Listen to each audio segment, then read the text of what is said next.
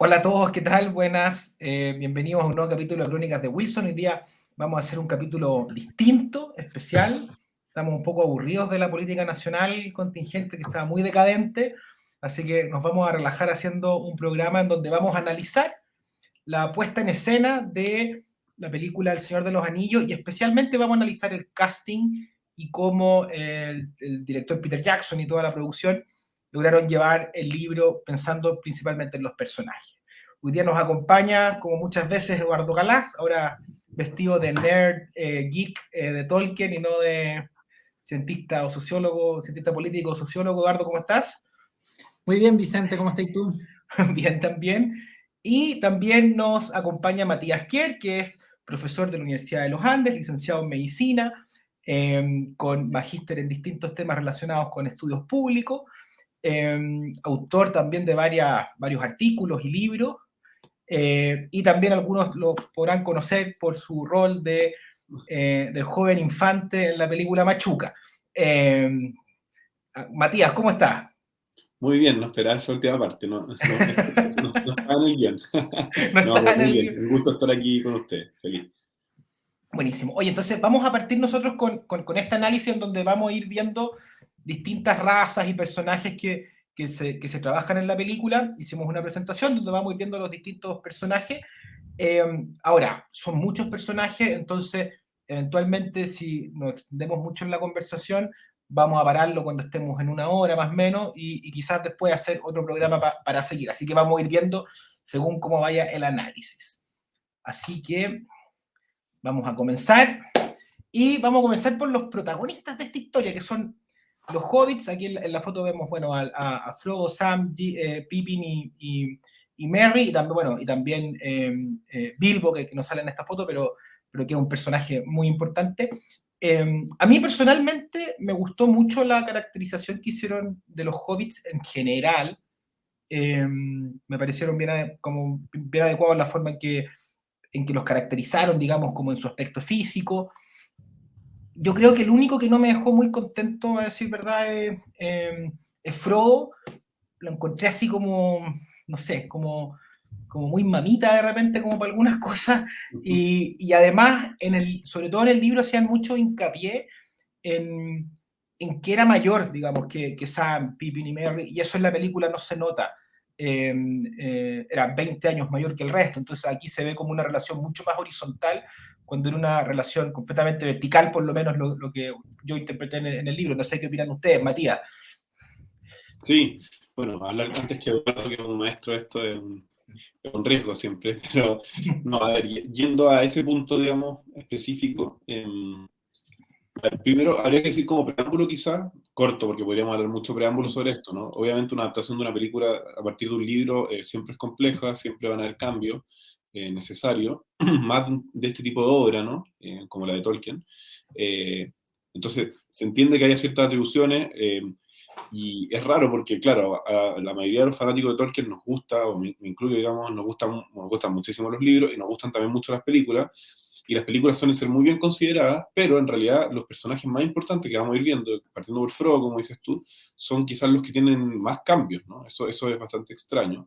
Y en ese sentido, claro, ese aspecto se resalta mucho de la diferencia de edad, ¿no? Que primero que debiesen haber pasado 17 años entre que se da la fiesta de Bilbo, ¿cierto? Y que Frodo emprende el viaje con el resto de los hobbits, y eso no se aprecia en la película, y eso mismo no se aprecia en el cambio de edad de Frodo, ¿no? O sea, se debió ver mucho mayor que el resto. De hecho, yo no tengo idea de la edad de estos actores, ¿no? Pero Frodo se ve el más joven de todo, ¿no? Por el actor, ¿no? Y eso también afecta mucho, creo yo, la relación de él con Sam en la película, ¿no?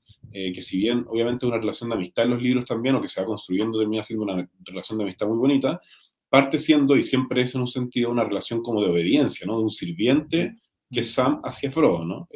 Y eso no está en la película, no se ve a veces, pero a veces incluso se ve extraño, ¿no? Porque como se ven tan horizontales, como dices tú, las relaciones, es raro que a veces Sam le dice Mr. Frodo, así como señor Frodo, cuando en realidad es de la misma edad que él, ¿no? Una cosa muy extraña. Sí. Y eso yo creo que falta, así como anecdótico, ¿no? Pero la inspiración de Tolkien para el personaje de Sam, que es súper interesante, está basada en su experiencia en la guerra, ¿no? En la Primera Guerra Mundial, y está basada en los las relaciones de dentro del ejército británico, ¿no? Entre los gente de origen más noble, que eran los soldados, no tengo idea de los rangos del ejército, pero de mayor rango, y gente que venía de un extracto más popular, que tenía una función de servicio, se llamaban de Batman, de servicio como hacia estos soldados, ¿no? De mayor rango. Entonces, esa es la relación con la que modela, digamos, esto Tolkien, y eso yo creo que se ve muy poco en las películas. Y para redondear, digamos, los personajes y pasarle la posta a Eduardo, de Merry y Pippin yo creo que en general bien, pero también una cosa que me llama la atención es que se hace poca diferencia entre ellos dos. O sea, como que siempre como un paquete, Merry y Pippin, más allá de que a veces, claro, Pippin a veces la embarra, digamos, no sé dónde está embarrada, hay que Gandalf lo reta, pero en realidad son bien distintos, ¿no? Son bien distintos entre ellos dos, ¿no? Merry, de hecho, ni siquiera es propiamente como de la comarca, ¿no? O sea, viene un poco más de fuera, y eso tiene que ver con que viene de otra parte de los hobbits y tiene algunas características como, se dicen, más grande, más fuerte, más valiente, un poco diferente que Pippin, ya que son como dos, un paquete que entran juntos, de hecho aparecen en la historia, entran juntos en la película, ¿no? Cuando Sam y Frodo parten de viaje, y eso tampoco hace los libros. Entonces creo que ese tipo de cosas, respecto a estos cuatro, porque podríamos hablar después de Bilbo también aparte quizá, pero respecto a esos cuatro yo creo que esos serían los grandes detalles. Creo que Sam en general en todo caso está bien caracterizado, pero con esa diferencia que dice tener con la relación con Frodo, ¿no? Sí, o sea, yo puedo añadir a esto que han dicho ustedes dos. Estoy de acuerdo con todo lo que han dicho, la verdad. Quiero partir diciendo de parte mía que a mí esta película me parece una magnífica adaptación de la obra de Tolkien. Obviamente hay muchísimos cambios, y para los que somos así como aficionados muy hardcore a esta literatura, hay cosas que son siempre un poquito dolorosas, pero son dolores completamente distintos a los que yo pude experimentar, por ejemplo, con la adaptación que se hizo del Hobbit. A mí la adaptación del Hobbit me parece fatal, por millones de temas que no vamos a comentar acá, pero digamos, me parece en términos generales es a la del Hobbit una adaptación infiel a la obra de Tolkien. En cambio, con esta, más allá de el valor como emotivo que tiene el hecho de que yo vi estas películas cuando era muy chico, y eso me tocó así fibras muy especiales, y vi las películas habiendo leído ya la obra de Tolkien, no entera obviamente, digamos, he leído mucho más después, pero yo ya conocía la historia del Señor de los Anillos cuando salieron las películas, y no obstante la adaptación me encantó. Entonces, ahora dicho eso, todas las reflexiones así sobre cosas que a mí no me gustan, y yo creo que esto es algo que compartimos con Vicente y con Matías, son como anexos a ese juicio general muy favorable, y yo diría incluso de mucha gratitud hacia Peter Jackson y lo que logró hacer, digamos, la belleza con que nos trajo a las pantallas estas obras literarias. A ver, con respecto ¿Puedo añadir, Eduardo, algo ahí? Breve, sí, claro, solamente claro. antes de que vayas con los personajes. Hace poco estuve viendo, ¿no? Hay un autor, no he visto, vi un video, una entrevista, no he visto pero tiene un libro, un periodista que hizo un trabajo sobre la adaptación de Jackson de las películas, ¿no? Y en la entrevista menciona, como digo, no he leído el libro, que en el fondo en el Hobbit, porque el equipo es bien parecido de producción, ¿no? Partiendo por Peter Jackson, pero que en el Hobbit el estudio estuvo mucho más involucrado en el proceso, y en la trilogía El Señor de los Anillos no. Se fueron a Nueva Zelanda, eran tiempos muy anteriores, digamos 10 años antes o así, y como que fue mucho más el proceso creativo de Jackson y su equipo, y en el segundo el estudio se involucró mucho más, partiendo por la decisión de hacer 3 películas, y eso yo creo que se aprecia, digamos, la calidad de los dos productos. Perfecto, sí. Me parece un súper buen apunte ese. Ya, ahora sí, con respecto a los Hobbits, lo que iba a decir es que a mí lo que me parece magnífico es la creación, diría yo, estética y cultural del mundo Hobbit. Con estética me refiero, digamos, los diseños de la comarca, las casas. Creo que traen de manera muy, muy fiel y muy linda la imagen que uno como lector se había formado de esos lugares y de esa arquitectura, por ejemplo, incluso uno diría como de ese paisaje. La música también. La música, yo con lo cultural me refiero también a pequeños detalles, así como el What About Second Breakfast, cuando quieren como su segundo desayuno, en fin, como todas esas cositas así. Ahora, es verdad lo de la música, perdón, pero no, una cosa que yo eché de menos en El Señor de los Anillos y que después lo vi en El Hobbit y que me gustó mucho, fue cómo se cantaba más en El Hobbit, y se hacía como como más hincapié en eso, que en el libro aparece mucho, como las instancias donde ellos cantan. En El Señor de los Anillos no pasaba mucho, entonces también, es cierto, el soundtrack es espectacular, digamos, pero las instancias de canto son muy poquitas y yo creo que Dave Tolkien le daba como un énfasis bien especial, ¿eh? Sin duda, sin duda. Ahora, hay que decir que la gran escena de canto, quizá, de la trilogía del Señor de los Anillos, corre de manos de los hobbits en el canto de Pippin, en los salones ahí de Denethor, y que es una de las escenas más bonitas, quizá, de toda la trilogía. Esa escena es una maravilla. Pero también estoy de acuerdo con eso que dice, y que después en la película del Hobbit con los enanos lo logra muy bien.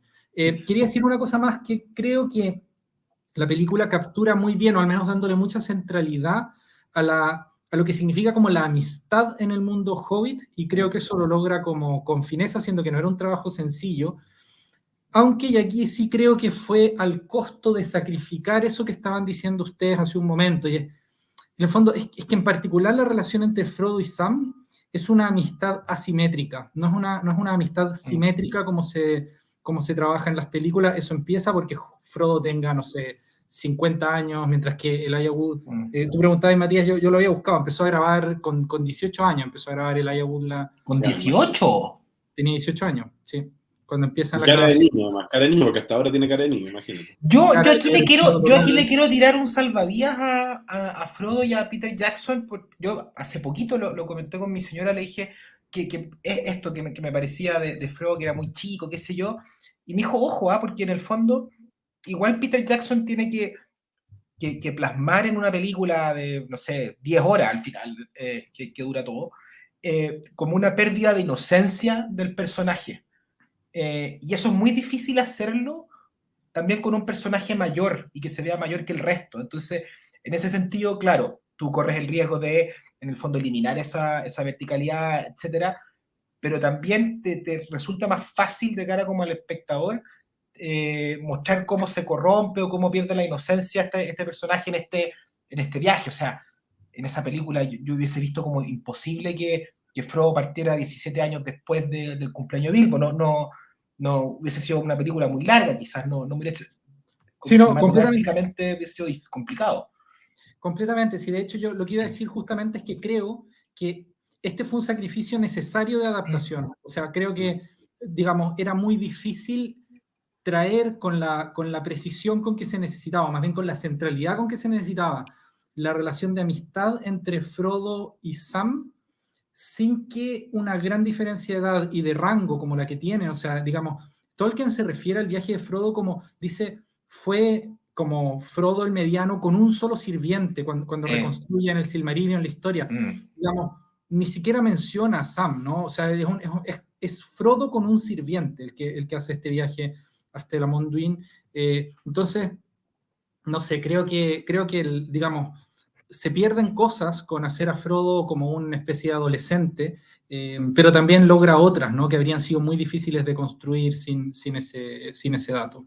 Sí, yo creo que una cosa que se pierde, aparte de la relación, o que se podría haber mantenido más bien, incluso a pesar de que fuera joven, o como es joven en la película, es que en el fondo Frodo es mucho más, no solamente más sabio, con más conocimiento como del lore, élfico, etcétera, que eso se podría mantener a cierta medida, sino que es mucho más valiente. O sea, por ejemplo, se enfrenta al rey brujo en Amon Sul, digamos, se enfrenta a él y por eso lo hiere, toma más decisiones en ese sentido, creo que es más... Y también, otra cosa que sí creo que es un matiz, digamos, pero creo que en la película lo exageran más, es que empieza a ser como corrompido por el anillo demasiado pronto, quizás. En realidad los libros dura más el tiempo en que él, digamos, es resistente al efecto del anillo, y eso cuando ya está más cerca de Mordor recién, le afecta mucho más, digamos, pero claro, quizás eso le permite construir, digamos, a Peter Jackson todo el proceso de por qué no va a querer tirar el anillo, digamos, al final en el Orodruin, también puede ser, digamos, ¿no? Para ir preparando eso con más tiempo, ¿no? Pero sí. Oye, yo advierto que este programa tiene spoiler por si acaso de la película. De la película y del libro. Y del libro, claro. Ya, oye, vamos a pasar ahora. Esta es más compleja. Oye, espérate, pero de Bilbo no dijimos nada. Yo dos palabras de Bilbo, pero por lo menos creo que con Bilbo también hay un problema con la edad. Se ve muy viejo, al revés de Frodo, ¿no? Se ve quizás muy viejo, A porque mí me Bilbo... encantó Frodo, o sea, me encantó Bilbo, o sea, es que lo encontré, los dos, No, o sea, el del Hobbit y el del Señor de los Anillos, lo encontré los dos muy buenos. totalmente, pero si uno piensa en el efecto del anillo, estoy pensando más bien como primero Sí, en la fidelidad, ¿no? El efecto del anillo, de que tiene que verse más o menos parecido justamente a la edad que tienen en la representación del Hobbit, de la película, tiene que verse más o menos de esa edad en la representación en sí, El Señor de los Anillos, y se lo hicieron al revés, y es imposible hacerlo tal cual, pero se ve bastante viejo en la película, ¿no? Mucho más sí, después de envejecer cuando ya deja el anillo y todo, y cuando el anillo es destruido, eso es evidente, sí. pero desde el principio ya está como más viejito, porque claro, tiene 111 años cuando parte, pero tiene que estar bien joven por el efecto del anillo, eso tiene que resaltarse, creo que un poco Mm, más, pero es un detalle en todo caso, creo que mm, efectivamente es un mm, personaje que está muy bien hecho. sí, sí. Y bueno, y respecto a los elfos, a mí, mira, yo no sé por dónde partir acá, pero así como comentario general, me parece bien, digamos, los elfos, pero hay una cosa bueno, yo leí el libro de nuevo hace poco, y en el fondo los elfos tienen, en el libro se presentan como seres un poco más mágicos en algunas instancias, ¿ah? Y eso en la película no se manifiesta, pero en nada, o sea, de repente, no sé, pues cuando están los hobbits saliendo de la comarca y escuchan como, en el fondo, como risas en el bosque y como que los elfos desaparecen y aparecen como un poco fantasmales, y de hecho al final, en el Retorno del Rey, ya cuando Sauron ha sido destruido, en un momento, no me acuerdo si era Sam o Frodo, estaba viendo cómo conversaban Gandalf, Galadriel y Elrond, y comentaba en el fondo cómo los veía, pero, no, perdón, era el narrador, en verdad, el narrador el que estaba diciendo que en verdad si alguien hubiese visto esa conversación, no se hubiera dado cuenta que había una conversación porque los tres estaban detenidos como piedras, digamos, eran como estatuas y estaban conversando a través de la mente. Entonces, ese tipo de cosas en El Señor de los Anillos, en la película, no se manifiestan y se ven como personajes ya inmortales, pero sin estos como poderes o cosas mágicas, digamos, como muy Se ve un poco con peculiares, Galadriel y un poco con Elrond, pero poco, pero ¿no? poco, El sí, diálogo poco, entre sí. ellos, Elrond que puede Mm, ver un poco hacia el futuro, y Galadriel un poco también, pero Galadriel tiene harta más potencia, digamos, en los mm, libros, ¿no? Lo que puede hacer y todo, sí, mm, mm. Sí. efectivamente. Yo lo que creo sobre la adaptación de los elfos es que el gran mérito de la obra de Peter Jackson es cómo logra transmitir sobre todo la grandeza de los elfos, la sensación de criaturas que son como de una nobleza Mm, completamente superior y mm, de otra dignidad, uno podría decir, digamos, como señoriales, majestuosas. Creo que eso es un gran mérito de la construcción porque no dejan de ser humanos, ¿no? Y efectivamente uno diría, sí, son como más mágicos, pero son mágicos de un modo muy sutil. Entonces eso tampoco es fácil mm. de adaptar sin caer en exceso. Porque, por ejemplo, eh, perdón por volver a la adaptación del Hobbit, pero creo que como contrapunto sirve. Creo que ahí hay excesos en la magia, digamos, sobre todo de Galadriel y también un poco de Elrond, que son los dos personajes más importantes. Y tal vez por este mismo motivo, que yo valoro mucho esa como esa majestad que logra transmitir con los elfos, el elfo que me parece peor adaptado es Celeborn en Lorien, Casi no porque creo adaptado, digamos. Casi no adaptado. que sí no adaptado, pero es que, por Where ejemplo, is no sé, Gandalf? Es como. sí, esa frasecita es como un personaje como excesivamente amanerado, no me refiero Sí. como a afeminado, pero como demasiado sobrecargado, relamido en Mm, los gestos, mm, y en eso se ve poco señorial, no logra captar así esa sensación de grandeza.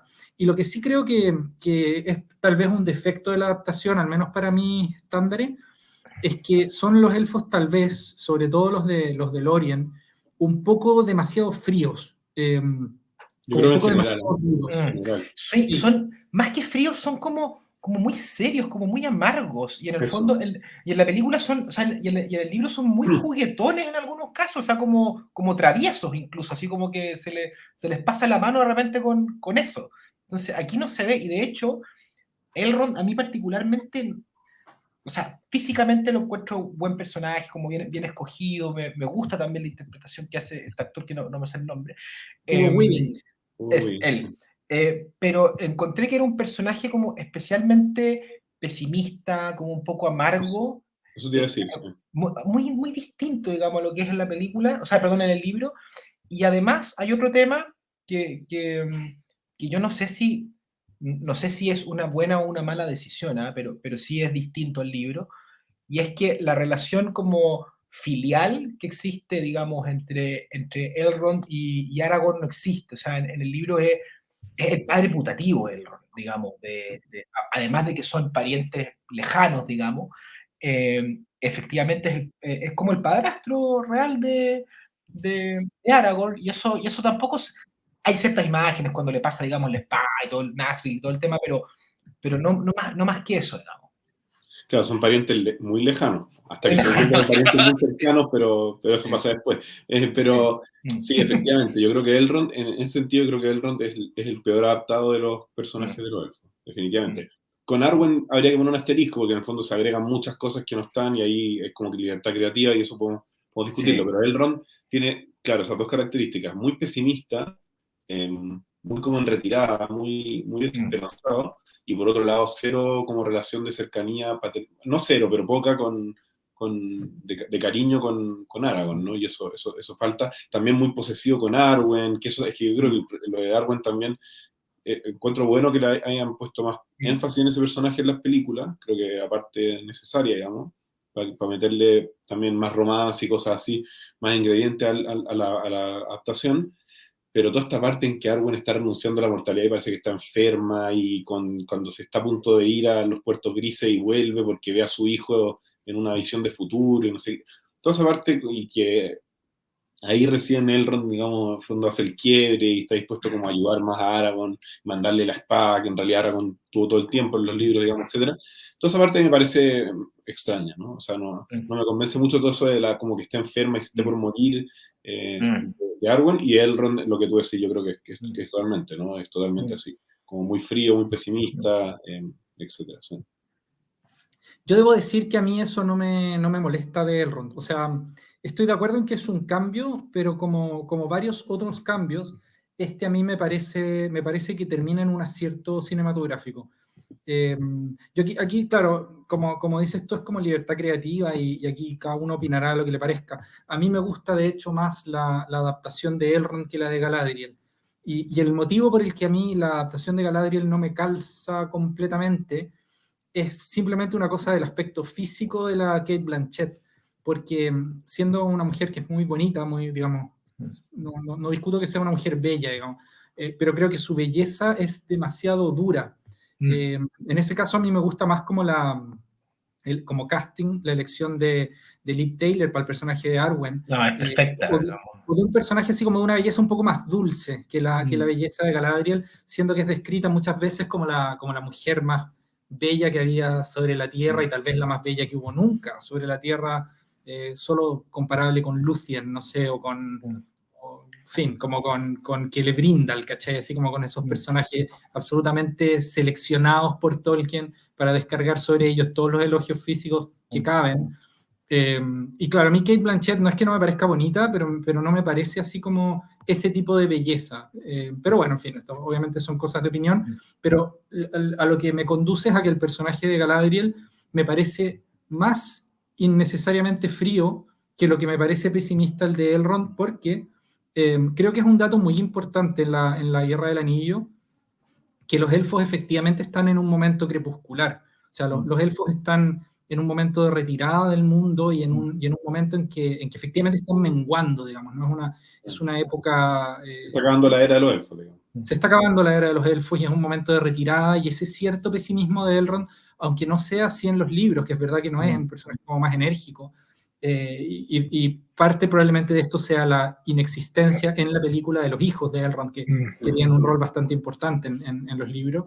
Pero a mí no me molesta, o sea, creo que fue como una decisión de dirección arriesgada, obviamente, pero cuyo resultado final a mí me satisface, y no creo que haya que para mí no es un problema, digamos. Oye, ¿y Super Legolas?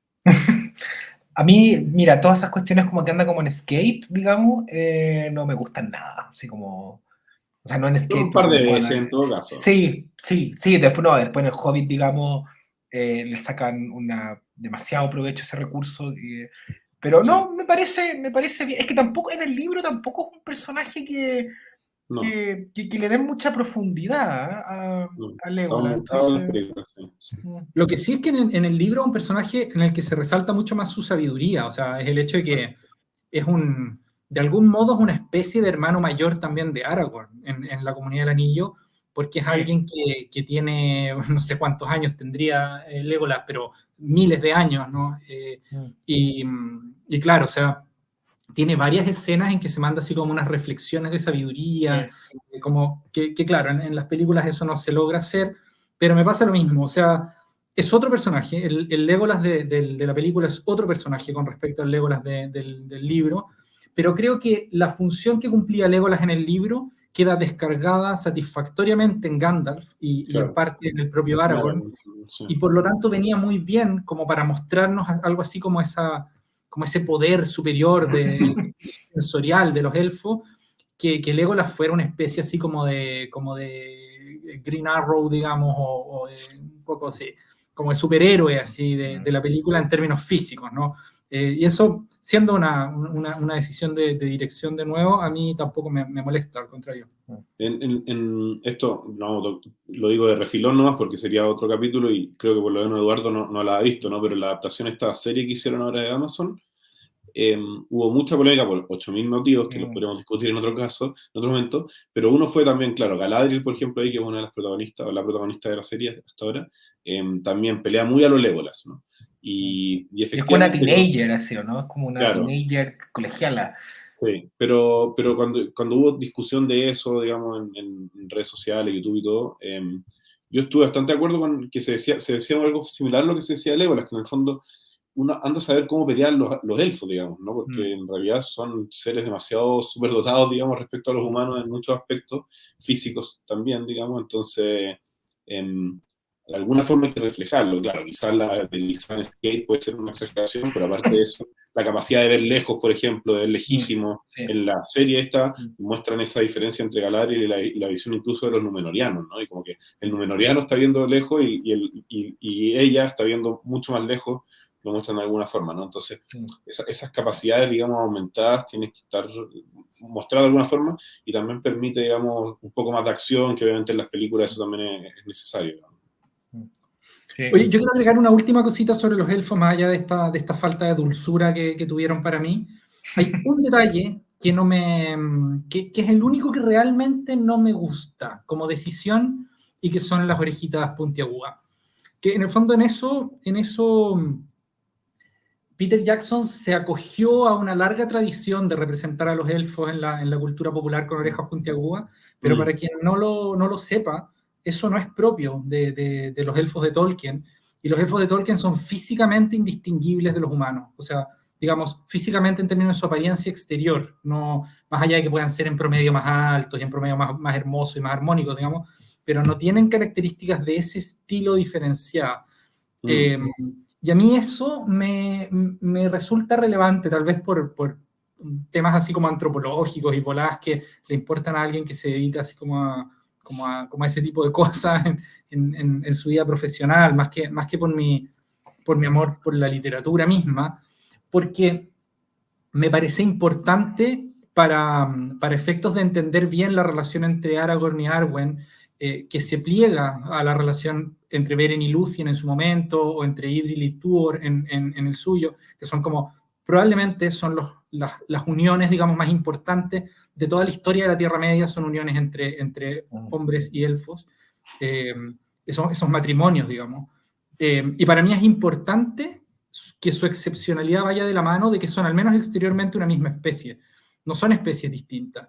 Y esto se exacerba como problema nuevamente con el invento que hacen en la película El Hobbit y la relación entre Tauriel y Kili, o sea que para mí es una de las peores abominaciones de tratamiento de la obra de Tolkien que se podían hacer, es inventar un romance entre una elfa y un enano, pero bueno, ese es otro problema. Pero en fin, creo que las orejitas eran una prefiguración de ese problema.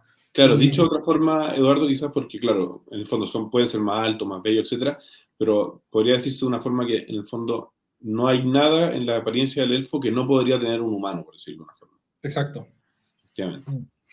Hay otra cosa que quizás nos vamos a quedar demasiado pegados con los elfos, pero otra cosa que también que se trata en los libros, bueno, en el Silmarillion y después en El Señor de los Anillos, que tiene que ver como con la inmortalidad. Y ahí también Tolkien se va como en unas voladas bien interesantes, ¿ah? De la diferencia entre la Es que es el tema más inmortalidad. importante de toda la obra. Sí, po, exactamente. Entonces, cómo eso los hace ser también como más apegados como a la tierra, a la naturaleza. Pero también en el libro es muy interesante cuando ellos salen de los Glorian y en el fondo como que no saben cuánto tiempo estuvieron allá, la Comunidad del Anillo. Están como totalmente perdidos respecto al tiempo que estuvieron. Y eso es súper interesante y en la película no... Ahora, no sé si cómo captarlo eso quizá era Claro. muy complejo, no es una crítica, digamos, pero Tendría que ser un comentario de alguien, que de hecho claro, es así, ¿no? También en los libros, creo que Sam, que como que sí, dice que no calzan las fases de la luna, si no me equivoco, exacto, con el tiempo que cree que ha pasado en Lorien, claro, ¿no? Efectivamente, pero y que también tiene que ver con el efecto del anillo de Galadriel, que eso tampoco sí, se resalta tanto en el sí, libro, o sea, en las películas, sí. perdón. Sí. Pero yo lo encontré muy bonito, digamos, como en el libro tratar ese tema. Pero bueno, eso... De hecho, perdón, a ese apunte que hace Matías, entiendo además que Matías, que no sé si no lo hemos dicho, pero tienes diseñado un curso sobre Tolkien para este año, y entiendo Entiendo, que ahí dice, tú sí. tocas. Hasta le mandé el programa de lo que quiero hacer, sí. No, pero digo, no estoy seguro de si eso sigue en pie o en qué estado está, pero Ojalá, no se sabe todavía, pero puede ser que lo haga el segundo semestre, sí. perfecto. Pero lo que quiero decir es que ahí, digamos, lo que era como una pregunta implícita, es tú tocas específicamente el tema de la inmortalidad, ¿no? De la inmortalidad y la mortalidad, el Sí, tema es de la que para muerte. mí además ese es el tema que más me gusta de la obra de Tolkien, de la obra probablemente tal, ¿no? Tiene Ya, es que unos lo que yo iba, diálogos, sí, sí, genial. sí, o sea, lo que quería apuntar con respecto a eso también muy brevemente es que la belleza sobrenatural de Rivendell, de Lorien y de los puertos grises, de hecho, está atada a los anillos que portan los Sí, tres, que son anillos deudores también del anillo único, y que detienen el envejecimiento del mundo. Y en el fondo es el, quizás como el gran rollo de los elfos como especie, es ese apego a Arda, ¿no? que es la Tierra, y la resistencia que tienen a la caducidad del mundo, ¿no? A que el mundo se vaya desvaneciendo y al carácter perecible, digamos, de Arda, que es una cosa muy bonita. Sí, yo también creo que esto no es criticable, digamos, a Peter Jackson, porque es imposible meter todos esos elementos en una trilogía de películas, pero es un factor súper sí, interesante. pero Dale, dale. incluso, yo no sé si Tolkien lo dice, quizás estamos deteniendo mucho en esto, pero lo encuentro interesante. Pero a mí me dio la sensación, por lo menos cuando lo leí, que la inmortalidad era como más como un padecimiento que, que como un superpoder, digamos, en cómo lo mostraba Tolkien, por lo menos narrativamente, ¿ah? Sin emitir ese juicio, pero así me quedó como grabado a mí, cómo la mortalidad le otorgaba mayor libertad, mayor autonomía a los hombres. Entonces eso, Es que eso es lo interesante, porque es una envidia mutua. En el fondo, los exactamente. hombres le envían a los elfos percibirse, o sea, que los ven inmortales, digamos, Mm, y los elfos envían eso que llaman ellos, digamos, de hecho, el regalo de Eru, digamos, mm, que es la posibilidad de o sea, saber que van a morir, pero saber que no están, digamos, ligados a este mundo, a mm, Arda, sino que van a trascender, digamos, ¿no? Y mm, eso es algo que los elfos no saben si a ellos les va a pasar o no. mm, No tienen dudas sobre eso, ¿no? Van a mandos, digamos, mm. y ahí no saben bien si al final de los tiempos, digamos, se van a ir digamos, van a estar con Eru o no, digamos, que es Dios, digamos, en la obra de Tolkien, para el que no lo sepa. Pero es una envidia mutua, eso es súper interesante, súper Sí, interesante. Y sí, por no, eso también lo que yo les decía, que Arwen, toda esa parte como que está enferma porque está dejando la inmortalidad y todo, me parece muy extraña la forma de mm, presentarlo. Pero bueno, sí. sí, no, sí, es verdad. Eh, Gandalf y Saruman. Hoy a mí me parecieron súper buenos los dos, ¿ah? Y de hecho, sobre todo cuando supe que el que habían contactado en primer lugar para ser Gandalf era Sean Connery, hubiese sido como un pésimo Gandalf, yo creo, Sean Connery, malísimo, malísimo, como muy malo. Y creo que no, que Ian McKellen y Christopher Lee hacen muy buenos personajes. Yo tengo solamente como dos comentarios, ¿ah? Que en el fondo que son como detalles. Bueno, el primero no tanto, ¿ah? Pero en Gandalf no, no se transmite tanto su poder, sobre todo cuando es Gandalf el blanco. O sea, cuando el Nazgûl le rompe así como el báculo, digamos, Claro, eso no Minas pasa nunca. Tirith, eso o sea, yo era como, weón, ¿qué está pasando acá? O sea, esta cuestión es aberrante, digamos, me dio como Claro. rabia, me dio como indignación. Y por el lado de Saruman, que quizás es como un poco más sutil, es que como el gran superpoder que tenía Saruman era como la capacidad de convencimiento, como, como el bla bla que tenía, digamos, para poder engañar, como engatusar. Y eso no se plasma mucho, por lo menos en este Saruman en particular. Eso es como un poco lo que opino de estos dos personajes. Mm. Que por lo demás Christopher Lee, o sea, es una persona, él, el actor, digamos, o sea, que la cantidad de cosas que hizo, él el único de todo el reparto que conoció personalmente a Tolkien, una cosa a él Exacto. era una cosa impresionante, ¿no? O sea, y de verdad que la actuación de los dos es genial, ¿no? Sí, yo también creo que en el fondo falta mostrar un poco más la capacidad, digamos, el poder, por decirlo así, de Gandalf, sobre todo cuando es el blanco. No sé hasta qué punto, y esto quizás, Eduardo, que parece que está dispuesto a hacerle más concesiones, digamos, a la adaptación, o conoce mejor qué es lo que necesita una película que yo, y lo digo en serio, eh, porque esto es algo que atraviesa a varios personajes, y ahora lo digo con Gandalf, pero también aparece mucho con Gimli, que lo vamos a ver después, y en cierta medida con otros personajes, con Merry Pippin, etcétera, que es como usarlos para esto que los gringos llaman el comic relief, ¿no? Como este momento de humorístico. Entonces Gandalf tiene un par de momentos, me acuerdo por ejemplo la primera película cuando se pega en la cabeza como dentro de la casa de Frodo, o sea, de Bilbo, digamos. No sé si es necesario o no, no sé si le resta como algo al personaje, digamos, de su presencia, digamos, un personaje que en el fondo no es de este mundo, por decirlo así, o sea, que eso no me termina de quedar claro, y efectivamente, y no lo había pensado, pero claro, es verdad, digamos, con Saruman, ¿no? Saruman, Tolkien le pone la capacidad como del político en el peor sentido, ¿no? Como de convencer a la gente con la palabra así impresionante. Y tampoco muestra, por ejemplo, a Saruman multicolor en ningún momento. La muerte de Saruman, de hecho, en la película, en la versión no extendida, creo que ni siquiera la muestra, no estoy seguro. Creo que solamente va en la extendida, pero me puedo estar equivocando con eso. Pero bueno, además una muerte que claramente no es la de la película, porque se saltan toda una parte de la de los libros, porque se saltan toda la parte final en la comarca, y por lo tanto no la hacen ahí. Pero que Entonces, eso es un acierto, encuentro yo, porque yo lo encontré como muy raro también en el libro. Como, ¿no te gusta eso? no me gusta, Saruman en la comarca no me gusta nada. No, lo encontré como anticlimático, digamos, en términos Puede novelescos. ser anticlimático, quizás estamos influidos también por el fondo por la película, porque en el fondo la película el desenlace es la destrucción de ellos acá, pero en el libro queda mucho después de la destrucción. Sí, Pero yo creo que hay un mensaje, yo lo reflexionaba justo preparándome para esto, que hay un mensaje también, que puede ser una volada mía, ¿no? Pero en el hecho que hasta la comarca sea invadida, digamos, ¿no? Porque sí, eso sobre todo sí, los hobbits tienen todo este eso rollo que sí. están como en un lugar protegido, es como que no les fuera a pasar nunca nada malo y podrían quedarse como en ese espacio encerrado, así como un gueto, digamos, y en el fondo no. ¿Sí? No sería posible y de hecho no fue posible, ¿no? Entonces, eso quizá es un mensaje interesante que deja Tolkien ahí con eso, ¿no? Y esa misma protección, Matías, perdón si te interrumpo, No, dale, dale.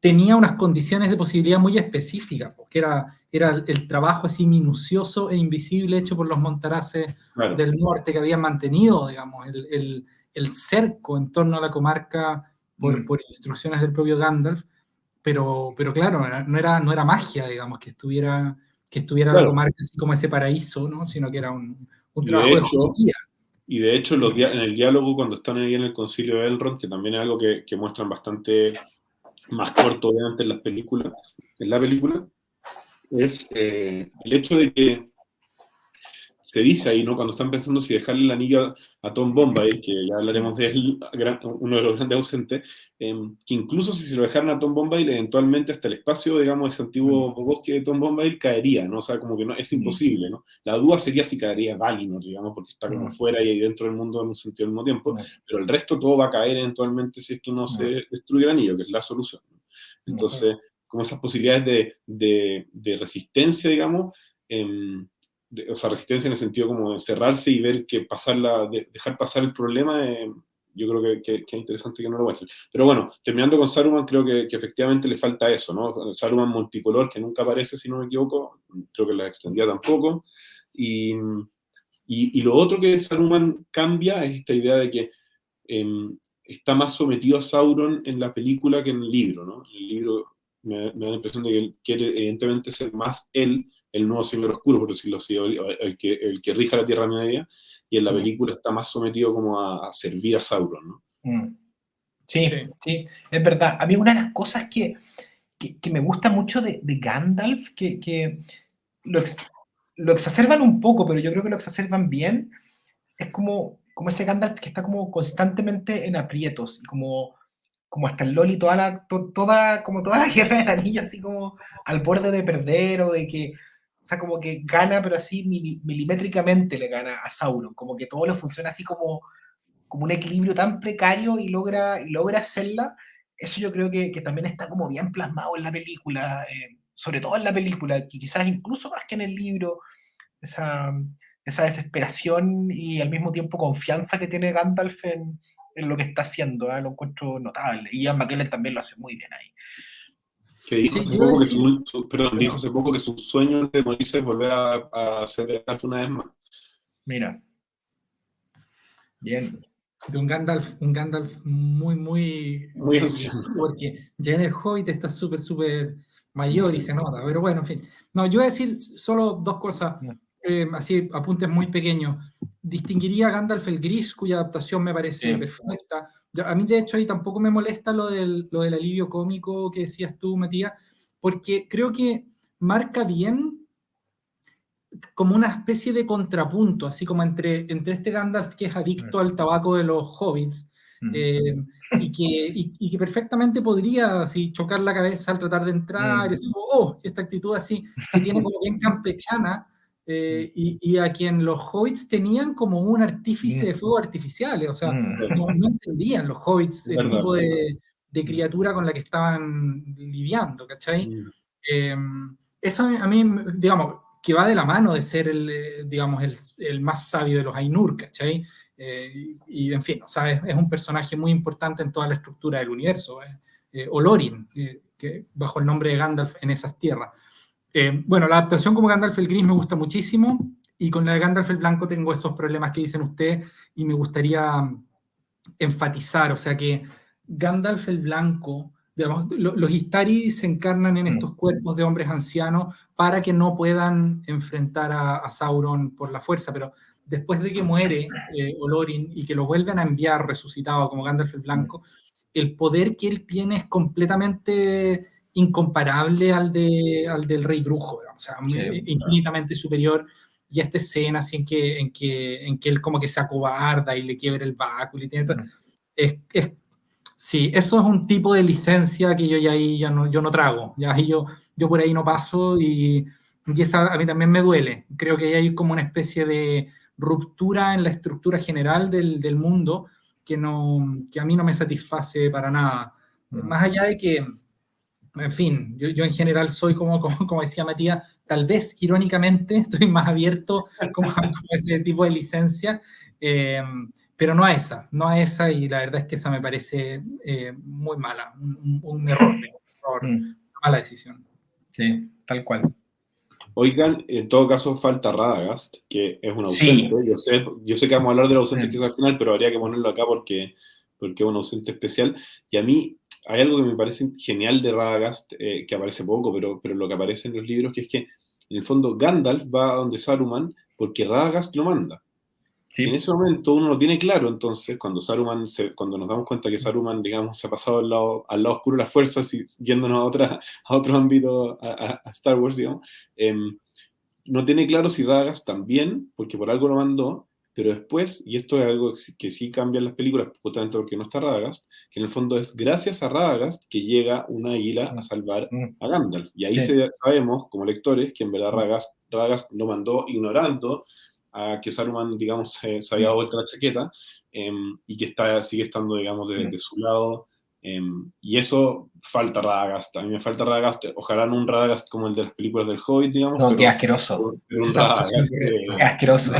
más sobrio estaría bien, ¿no? Un Es par de como variaciones. sí, no, es como un profesor loco de Hogwarts, ¿cachai? No, es muy malo ese Radagast, muy malo, muy malo. No, como loco con un nido así Sí. de pájaros que le ensuciaban, no, una cosa espantosa. Ahí sí que hay una absoluta pérdida de la dignidad del sujeto que está ahí describiendo, ¿cachai? Es como, eso no es Radagast, claro. Sí. No, muy bueno el apunte que hacís, Matías, en todo Sí, caso. Muy, sí. muy buen apunte. Gimli, ¿qué les parece Gimli? El hijo de Gloin, qué grande. A mí como que no tengo ninguna... Me parece un poco caricaturesco, puede ser, pero me parece un buen personaje.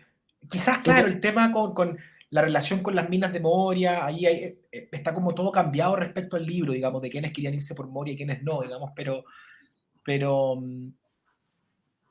me parece un buen personaje Gimli, y de hecho una de las cosas buenas que a mí me gusta del Hobbit, de la película, es que yo pensaba que iban a ser como 13 Gimlis, y lograron hacer como enanos que tuviesen como cara propia. Yo viendo a Gimli en El Señor de los Anillos, como que no me hubiese imaginado otro enano distinto a Gimli. Entonces en el Hobbit me pareció que era como, wow, hicieron como 3 enanos distintos y me pareció razonablemente bien. Entonces por eso, a eso voy con que me pareció muy bien caracterizado este personaje en particular. A mí me parece muy bien logrado la adaptación de Gimli.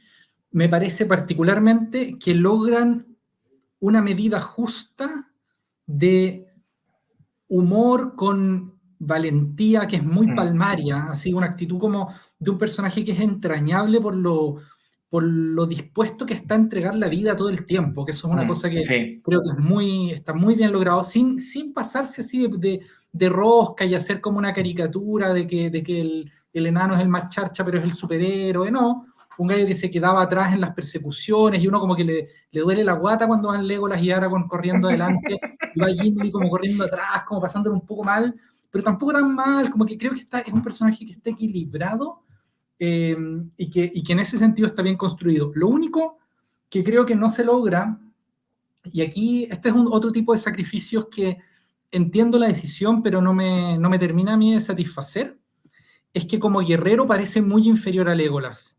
Y entonces queda un poco no plausible la competencia y lo pareja que es la competencia por quién mata más enemigos, digamos, que sostienen ellos dos todo el tiempo. Porque en los libros son mucho más parejos, como dos grandes guerreros, digamos, de dos razas distintas, ¿no? Y eso creo que, claro, como es tan exagerado el personaje de Legolas, como digo, no me molesta eso en sí mismo, que el hecho de que Gimli sea un personaje tan balanceado genera una cierta desproporción en que parece ser como claramente Gimli como mucho más charcha que Legolas, digamos. Y eso, claro, creo que ahí hay un cierto problema. Debió haber sido más grande, quizás, como... Habrá sido muy... Sí, lo hicieron muy bajo en la película, como muy...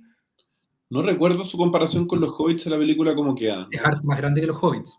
Pero quizás le falta como más espalda, no sé, como... A mí, eso a mí me parece que está bien eso, ¿eh? A mí también me parece que está bien eso. Yo creo que efectivamente, claro, no parece o sea, la raza de los enanos es una raza guerrera, básicamente. No solamente, pero digamos, están todo el día o haciendo guerra o en las minas, digamos, metidos hasta el fondo. Entonces son unos gallos muy fuertes y muy recios. Y eso no, claramente, no es que no parezca, pero efectivamente es verdad lo que dice Eduardo, yo no lo había pensado, pero queda muy raro que él le gane, digamos, la competencia a Legolas de Orcos matan cuando debería, según el estándar de las películas, Legolas debería dar 10 vueltas, digamos. Yo lo que creo que le falta a la película, pero bueno, que creo que no habría sobrado y no habría sido ningún problema, es un par de escenas más de Gimli así siendo un crack matando... Sí, claro, como tiene Legolas un par de escenas propias, digamos. Claro. Exactamente, así como tenéis esas escenas como de Legolas piteándose como al olifante, ¿cachai? O tirándose en patineta, o en fin, todo el rato tirando flechas extremadamente decisivas. Creo que se podrían haber hecho un par de escenas así de Gimli salvando la situación de manera evidente, y habría quedado más la sensación de que estar cerca de Gimli es un motivo de estar muy protegido, que es la sensación que yo tenía todo el rato con respecto a los hobbits, porque al final la historia en los libros la lee desde los hobbits, desde la indefensión con que ellos se enfrentan hacia este enemigo infinito que es Sauron y todos sus tentáculos, digamos, pero estar cerca de Boromir, de Aragorn, de Legolas, de Gandalf o de Gimli era una sensación de mucha seguridad para el hobbit que estuviera ahí, y en el caso de Gimli eso se pierde un poco en la película. Sí, yo lo único que diría es que no sé si estoy tan convencido que quede tan equilibrada la parte del alivio cómico, ¿no? Creo que puede ser un poquito, pero de nuevo es prudencial esto, ¿no? O sea, un poquito mucho. Porque es el único enano en la película, entonces, o sea, que aparezca consistentemente, entonces queda la sensación de que todos los enanos son como constantemente eso y son quizás la raza más seria en un sentido de todas, digamos, ¿no? Entonces, pero en general me parece que es buenísimo y el actor además es extraordinario, o sea, no, me parece que es un muy buen personaje en la película. Hay que también tratar de que las películas, o sea, el grupo en la película tenga un poco más de personajes que entreguen cosas distintas, supongo, y ahí tenés que salirte un poco de los parámetros más propios, ¿no? Sí, tal cual. Y ahora vamos a Aragorn, que pudo haber sido Nicolas Cage o Russell Crowe, que hubiesen sido, no sé cuál hubiese sido peor. No, Nicolas Cage peor de todas maneras, perdón. No, Russell no Crowe por sé. lo menos tiene Gladiador, tiene lo suyo, digamos. Sí, puede ser. Aragorn es un personaje que a mí me cuesta. Creo que es un personaje distinto al del libro, pero muy bien logrado. A ver, este es como un, claro, como un, no sé, de partida Aragorn era como muy grande en el libro y eso no se ve representado aquí. Aragorn es como un tipo más como ágil, o más menudo, ágil, digamos, representado por Viggo Mortensen, aunque me parece muy bien representado por Viggo Mortensen, ojo, ¿eh? Pero en el libro se ve como que es como un tipo así como un bruto, Aragorn. O sea, Aragorn la única arma que tenía era la espada rota, digamos. O sea, tiene que haber estado como peleando así casi que a mano limpia, digamos, en las batallas. Y eso no se demuestra tanto acá.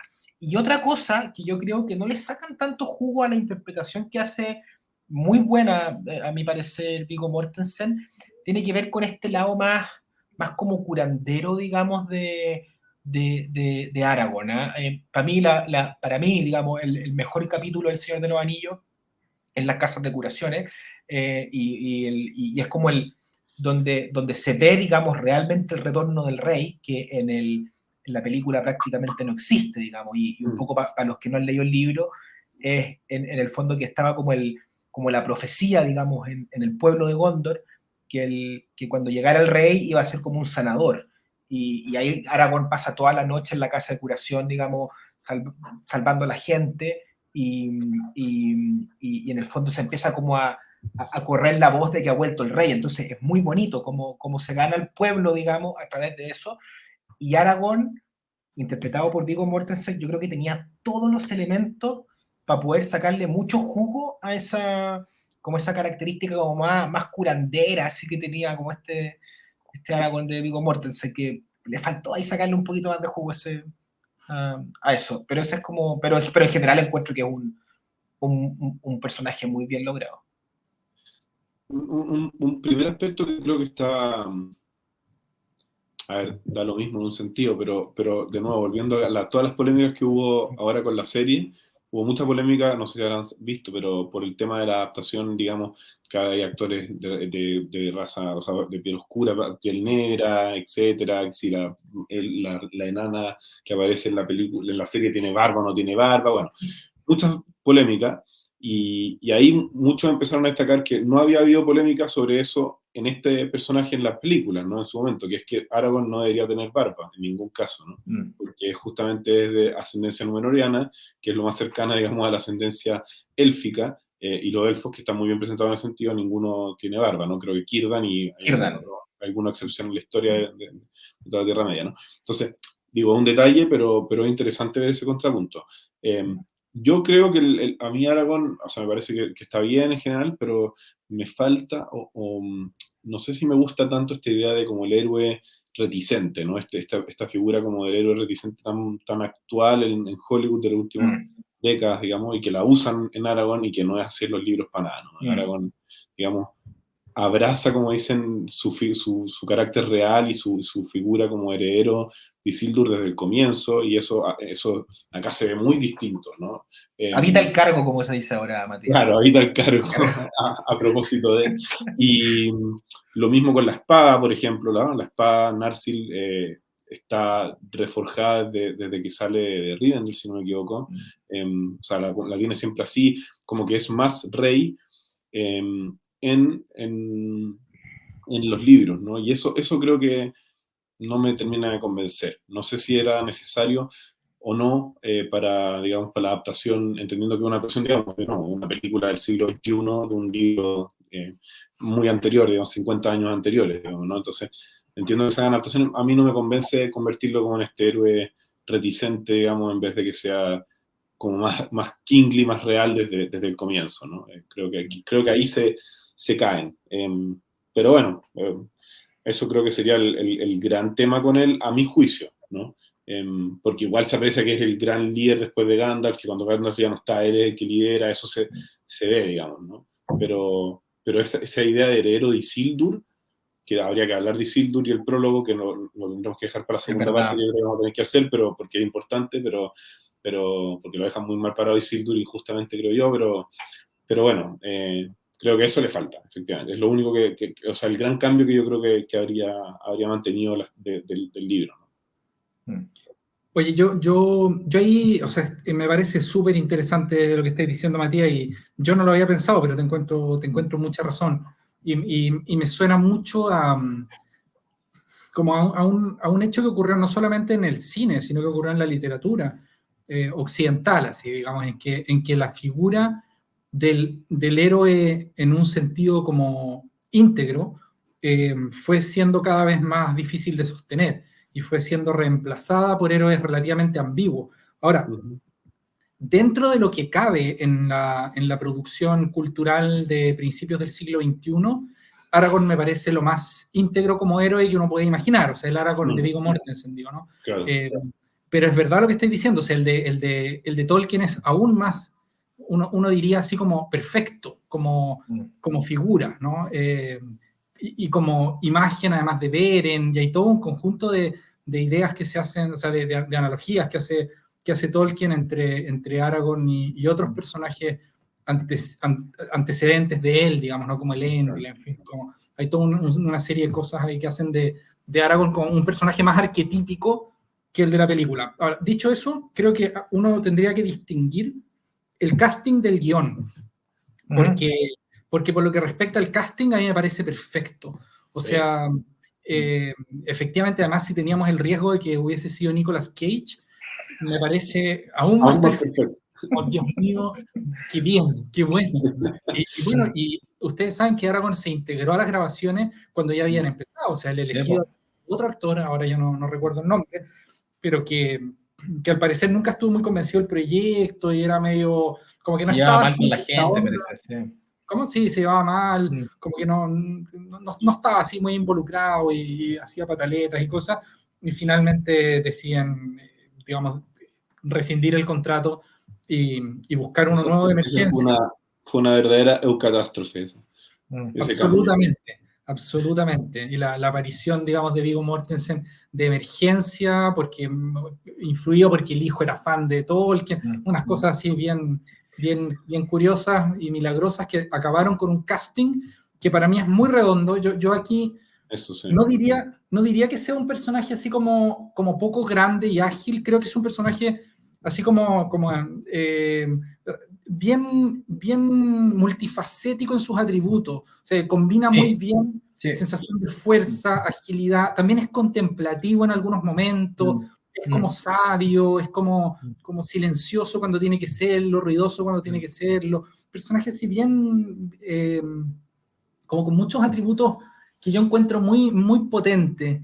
Tiene un par de escenas que no me gustan tanto, no me gusta, por ejemplo, la expresión facial con que dice for Frodo, justo antes de empezar a correr. Creo que esa tendría que haber sido una expresión como más bravía, así más rabiosa y menos emotiva.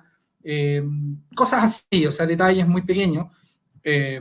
Tampoco me gusta exactamente cómo se ve cuando lo coronan. Creo que En fin, Se pero ve son viejo. detalles. Sí, como que ahí pierde algo de ese carácter medio salvaje que tenía también, Sí. pero mostrarás, digamos, ¿no? Pero bueno, dicho todo esto, creo que es un casting, para mí es el mejor de la película, o sea, creo que de todo el casting de la película, que me parece en general muy bueno, para mí la elección de Viggo Mortensen es la mejor, y actualmente yo no puedo imaginarme a Aragorn sin que se me venga la imagen de Viggo Mortensen, o sea, cuando yo estoy leyendo el libro, que lo releo con cierta regularidad, me aparece Viggo Mortensen como imagen, digamos, de Frodo, o sea, de Aragorn, a pesar de lo que dice Matías de que no tendría por qué tener barba, digamos, y cosas de ese estilo. Ahora, tú dijiste algo interesante, Eduardo, que es hacer como la distinción como entre el casting y el guión, y en este caso, yendo como el guión, en el caso de Aragorn también hay una sutileza que no es tan sutileza en el libro y la película, y es que en la película hacen mucho hincapié en que él es como el heredero de Isildur, y en el libro se hace hincapié en que él es heredero de Elendil, más, digamos. Entonces, también hay una connotación muy distinta, digamos. O sea, la relación de Aragorn en el libro es con Elendil, digamos, no con Isildur, y eso le da como un giro totalmente distinto a lo que es en la película. Bueno, o sea, de hecho, creo que hay una carta o en algún lugar Tolkien dice que no hubo nunca nadie tan parecido, digamos, no hubo dos hombres tan parecidos entre sí como Elendil e Isildur, o sea, Mira. como Elendil y Aragorn, perdón. Es casi como si Aragorn fuera una especie como de reemergencia de Elendil en plena tercera edad, digamos, ¿sí? Como que hay una analogía muy, muy uno a uno, y en las enumeraciones de virtudes que hace son siempre las mismas, o sea, no sé, sí, hay una cosa ahí que es verdad, es verdad. Y lo que dices de la casa de curación también, que es algo que hemos conversado alguna vez fuera de cámara, que me parece también una observación muy bonita, Vicente. Es que yo encuentro que ese capítulo es espectacular. Sí. Hay que decirlo también que, digamos, también es una figura muy crística, Aragorn. Sí, totalmente. Guste o no, hay gente que no le gustan esas comparaciones por distintos motivos, pero a mí me parece genial Aragorn, lo de Boromir, que lo vamos a ver probablemente ya en otro momento quizás, no sé, o ahora, pero es casi una confesión, digamos, como con el cura, las curaciones también, Sí. o sea, es una cuestión muy impresionante. Sí, sí, de hecho, bueno, qué bueno que dijiste, Matías. Bueno, nosotros habíamos dicho que a la hora terminada, ahora estamos como en la mitad, digamos, o sea, no alcanzamos a hacer todo, digamos, pero sí podríamos cerrar de repente, si es que Con les Boromir. parece, y que es Boromir y Faramir, de hecho, ahí O vamos quizás, bueno, mi propuesta sería solo Boromir, pero porque así perfecto, cerramos la comunidad del anillo y excelente. todos los otros personajes no comunidad del anillo, digamos, por No, delante. súper bien, Matías. A mí este Boromir me encanta, o sea, me encanta el casting, digamos. Quizás tiene cosas distintas y todo, pero encuentro que ¿cómo se llama este actor? Sean Bean, ¿no? Interpreta muy bien como ese Sí. hombre como orgulloso de Gondor, como que se puede corromper fácilmente, digamos, como por su orgullo. A mí yo lo encuentro muy bien logrado, me encanta. Y la verdad que no le tengo ninguna crítica a este personaje, y de hecho esa escena que aquí, corríjanme usted, si es que la tienen más fresca en la memoria, pero cuando se muere y le dice, digamos, a Aragorn como my friend, my captain, my king, creo que en el libro no se lo dice, no estoy seguro, aquí corríjanme, No le dice eso, pero le dice otra cosa, sí. pero yo encuentro que esa frase en la película es espectacular, o sea, hace un cambio, pero buenísimo. Y quizás una cosa que faltó, que bueno, un detalle tonto, pero el poder que tenía el cuerno de Boromir no se ve reflejado en la película, pero en el libro, cuando en el fondo en Gondor escuchan el sonido del cóndor, o sea, del cuerno de Boromir cuando lo toca antes de morirse. Así de poderoso era. Entonces, esa es una cuestión que, bueno, quizás como interpretarlo, digamos, pero era un arma, Se efectivamente, podría, en todo caso, no era un adorno, era un arma. Denethor escuchándolo en Gondor, ¿se podría haber hecho algo así? Exacto. Se podría haber hecho algo así, sí, sí, efectivamente, porque era muy poderoso. Pero yo me quedo con eso, con Boromir. Yo encuentro que es un personaje muy bueno, muy bueno. Sí, a mí me gusta, en general me gusta.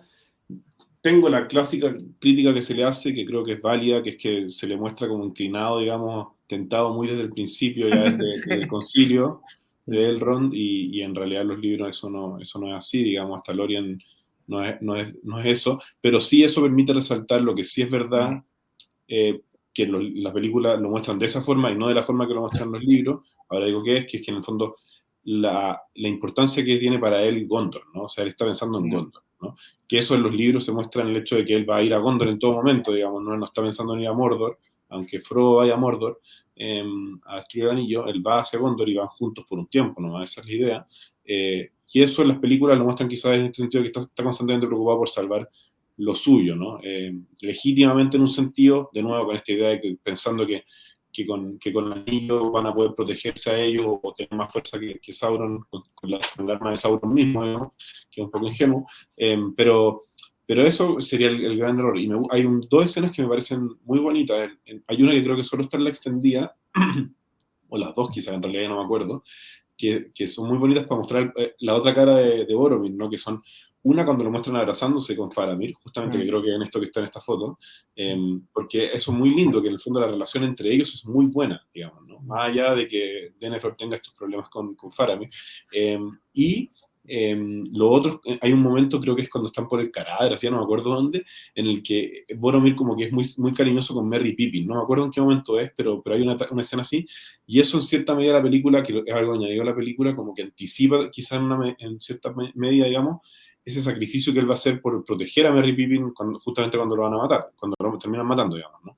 Entonces, esa escena es como de ternura también, como de tener su lado bueno también y que no parezca simplemente casi que un Judas ahí infiltrado, digamos, a veces, creo que queda bien, ¿no? Sí. Sí, yo también quería destacar eso, como la parte, no sé si es esa a la que te refieres, cuando los está como entrenando, enseñándoles cómo usar la espada. Ahí es, parece, sí, eso. Es como un gigante así, peleando como con dos guaguas de 3 años. Sí, esas escenas ¿Dónde son es? bonitas. Yo no me acuerdo de eso. Yo creo que eso es justo... Como cuando están, como cerca del Paso Rohan, me parece, ¿no? O el Lorien, ya no me acuerdo, bueno. No, yo creo que no, es antes del Lorien. Sí. Yo creo que es antes del Lorien. De hecho, yo creo que es antes de la muerte de Gandalf.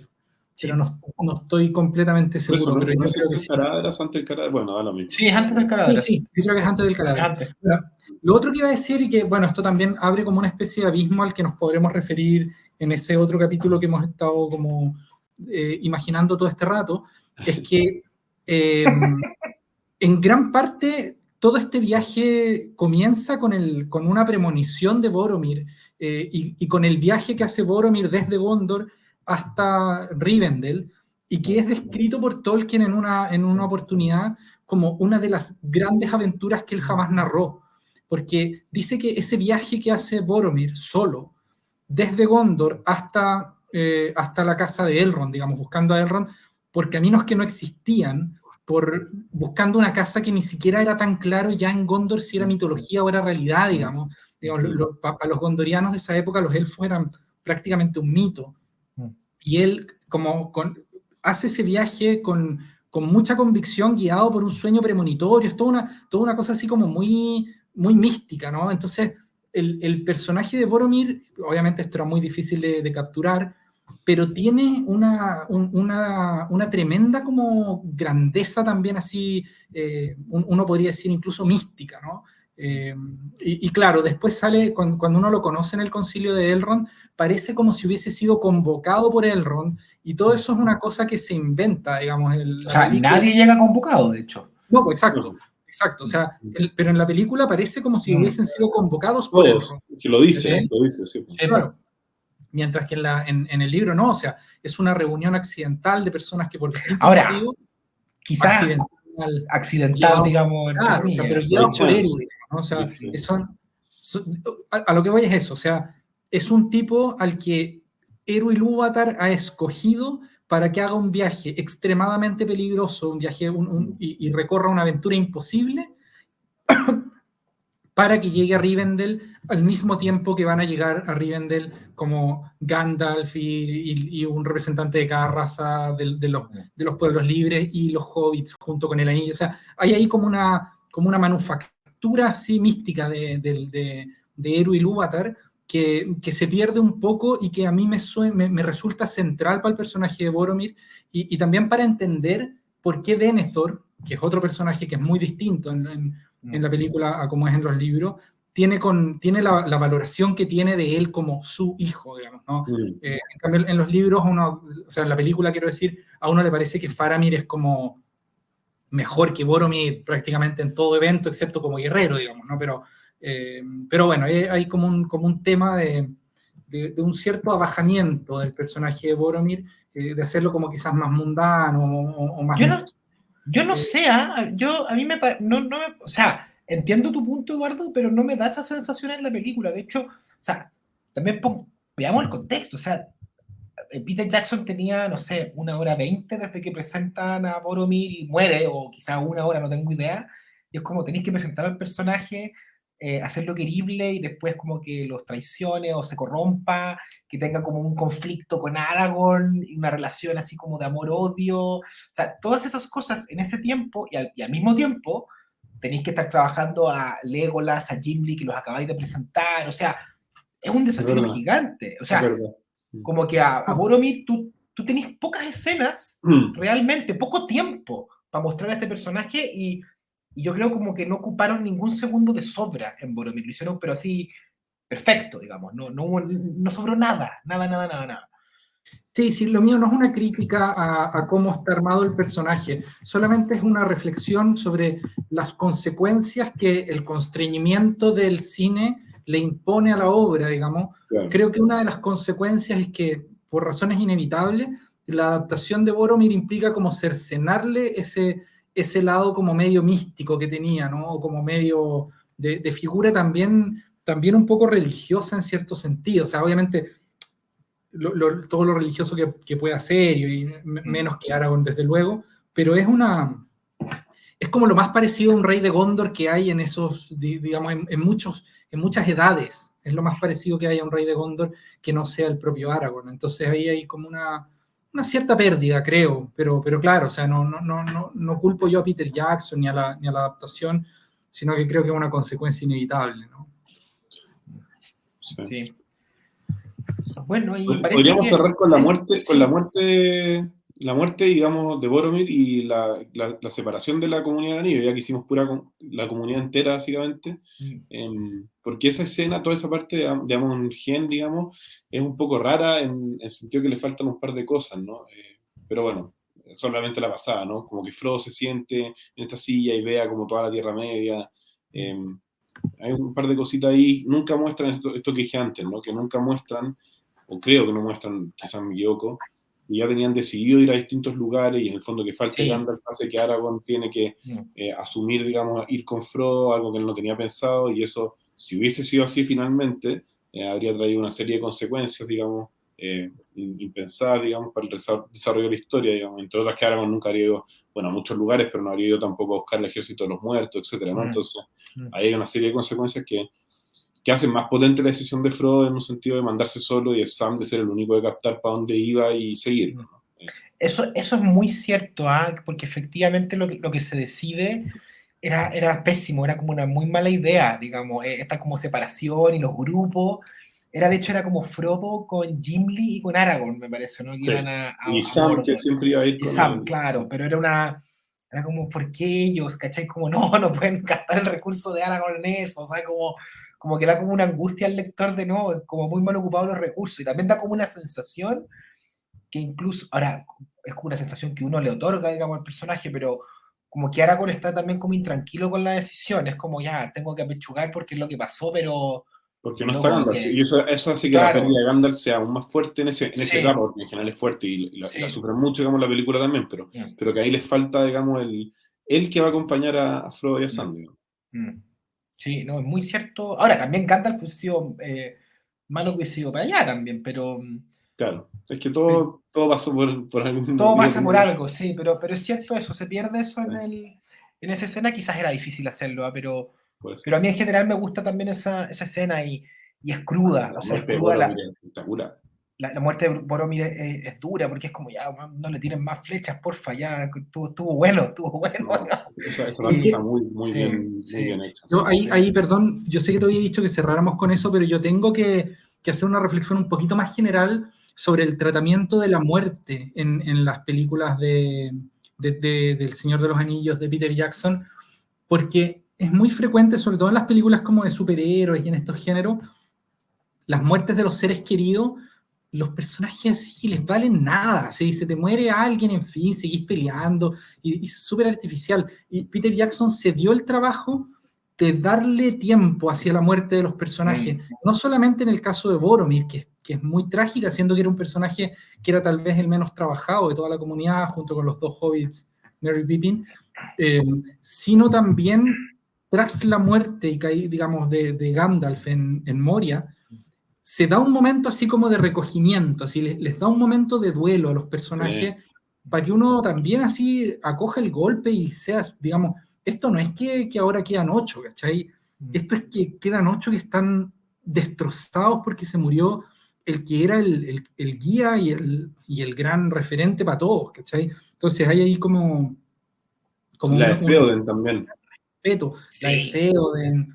Sí, no, o sea, en general creo que hay un gran respeto por los personajes, están tratados con mucho cariño en las películas, y eso se expresa en cómo trata las pocas muertes que hay. Pero solo como contrapunto, hay dos pseudo muertes que a mí no me gustan, digamos, y que las dos son inventadas. Que una es la de Aragorn, cuando lo atacan estos wargos y cae, como que uno no se lo cree mucho que se va a morir. Bueno, si además se ha leído los libros y ya sabe que no van a matar a Aragorn ahí de la nada. Y la otra es la de Los Frodo. wargos, aparte, súper charcha. Claro. Y la otra es la de Frodo, que eso lo podemos hablar al final cuando hablemos como al otro, porque puede ser el cierre, digamos, de la película, ¿no? Pero cuando Frodo, que se va a morir cuando se destruye el anillo, y que no tiene nada que ver, digamos, y que es como, a mí me parece como un poco distraer la atención de lo que realmente es importante en ese momento, digamos, ¿no? Si Frodo hubiese por algún motivo muerto ahí, bueno, es parte del sacrificio, pero estar preocupado si Frodo se cae o no se cae cuando están destruyéndose el anillo, que es el punto, digamos, de toda la empresa, es un poco extraño, ¿no? Pero lo vamos a discutir también con el cierre al final de la otra sesión. Sí. Es verdad. Así que, oigan, muchas gracias a todos por acompañarnos en este análisis que no salió tan largo, ¿eh? Yo pensé que podíamos llevar 1 hora 16 y estar pegados en los elfos, así que yo creo que hicimos podríamos haberlo hecho. Así que hicimos una buena pega. Así que, bueno, Matías, Eduardo, nos vemos pronto para seguir con los personajes que faltan, y muchas gracias a todos por acompañarnos. Que estén muy bien. Un gran abrazo para cada uno.